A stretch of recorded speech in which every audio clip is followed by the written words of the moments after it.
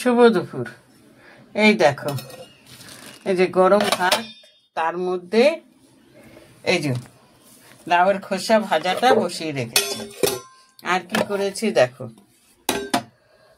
চিংড়ি মাছ ভাপা, আর এই যে সোয়াবিনটা করা ছিল সেটাকে গরম করে নিয়েছি। বুঝেছ, আজকে বেশি কিছু রান্না করিনি, ওই একটাই রান্না করেছি। দেখো, জামাইদের যেরকম খেতে দেয় সেরকম আমার থালাটা আমি সাজিয়ে নিয়েছি। ঠিক করেছি না বলো?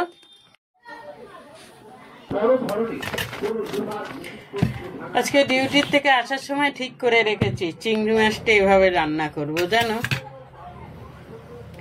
যেমন চিন্তা তেমন কাজ,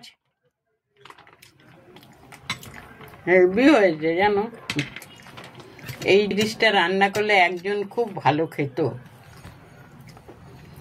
তার নাম আমার এখন মুখে আনতে ইচ্ছে করে না, এটা তোমরা এবার বুঝে নাও। এই জায়গাটায় কতটা আঘাত লাগলে তার নাম মুখে আনতে ইচ্ছে করে না, ঘৃণা করে এখন। যাই হোক, বাজে কথা না বলে খাই। চিংড়ি মাছটা করেছি বলে না আজকে আমার তাড়াতাড়ি খিদে পেয়ে গেছে।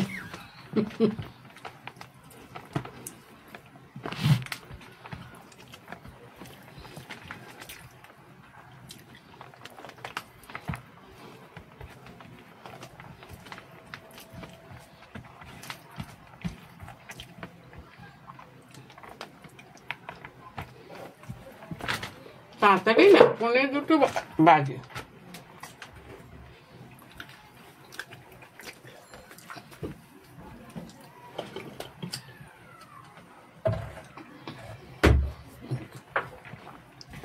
দুগাল ভাত খেতে না খেতেই ঢেকুর ঢেকুর উঠে যায়।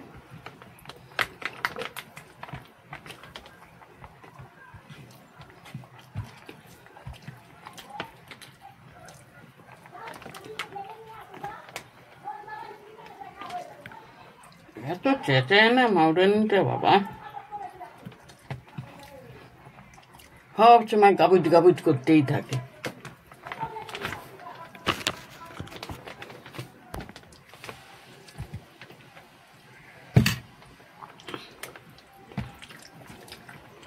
সেদিন সোয়াবিনটাও খুব ভালো রান্না হয়েছিল।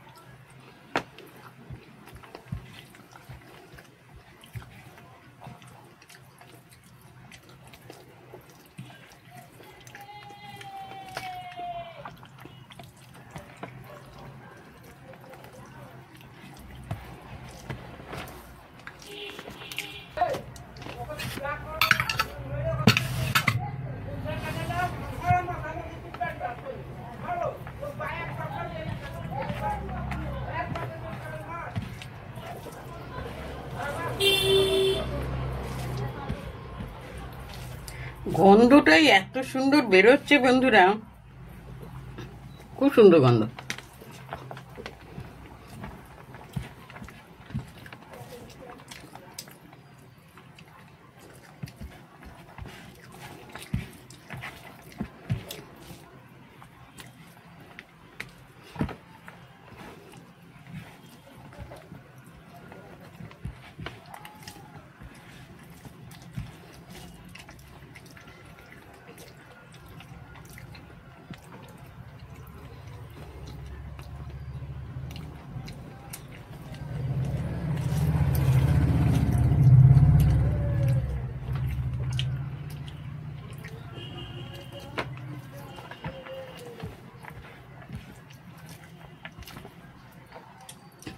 ঝাল নুন সব সমান হয়েছে।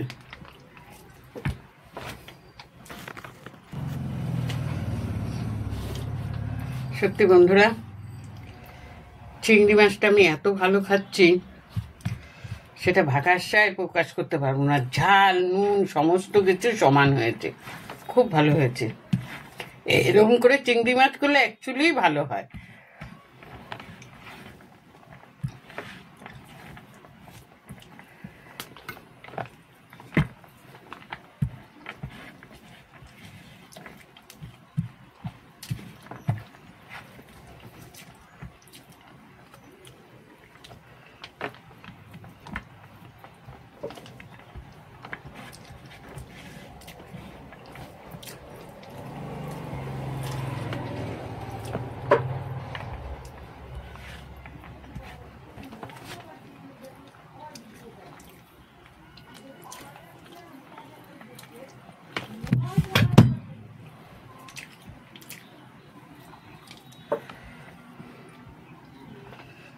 ঝাল হয়েছে বেশ ভালো।